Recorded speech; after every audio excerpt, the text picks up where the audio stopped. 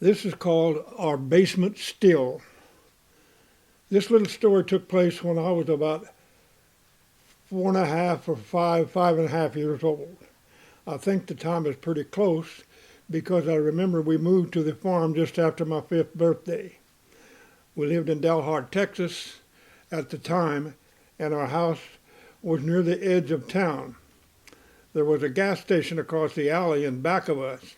The owner, Mr. Hills, had a son who was a year older than me. We played together a lot and became lifelong friends. Even after Vel and I were married, he and his wife were our friends then. I remember I found a quarter behind the gas station. It was all rusty and corroded, and Mr. Hill shined it up on the wire wheel he used to fix flats. My mother sent me across the street to the little store with a note, and I came home with a quart of milk, a loaf of bread, and 6 eggs. Try and buy that for a quarter these days. Well, back to the gist of my story.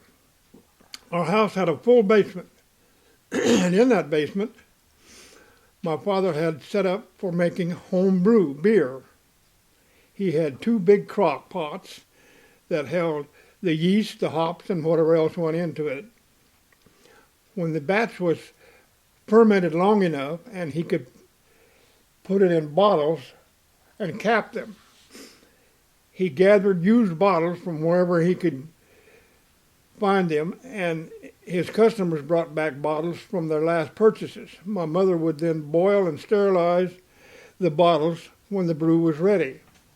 He had a capper that he and a friend made. He would set the bottle of beer under the capper, put a cap on it, and pull down the lever and press the cap onto the bottle.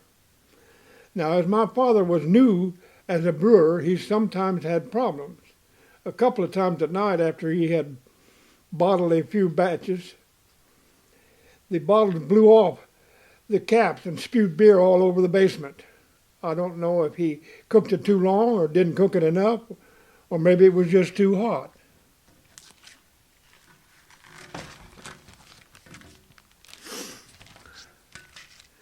Now, my father got into the brew business because it was during the Depression and work was very scarce. He did a lot of far out things and sometimes maybe a little illegal things for money to feed his family.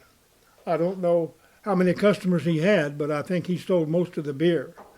I know he did not drink any of it, for he was a teetotaler all his life, and he had little patience for people who did drink. A carpenter friend of his made a chest to store the bottled beer in. It was about 6 feet long, 2.5 feet wide, and 4 feet deep. It was lined inside with sheet metal, as was the lid.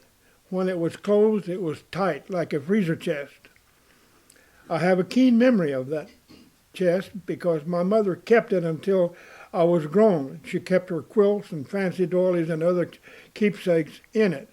She sold it when she moved to California in 1950. When she sold that chest, it was in mint condition. It was made out of oak.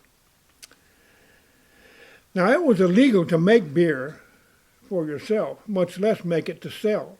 My dad didn't seem to worry too much about that because one of his best customers was the deputy sheriff.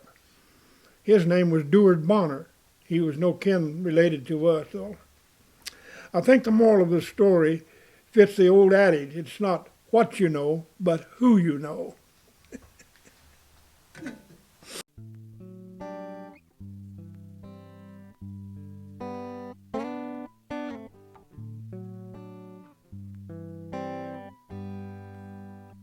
Can I say something else?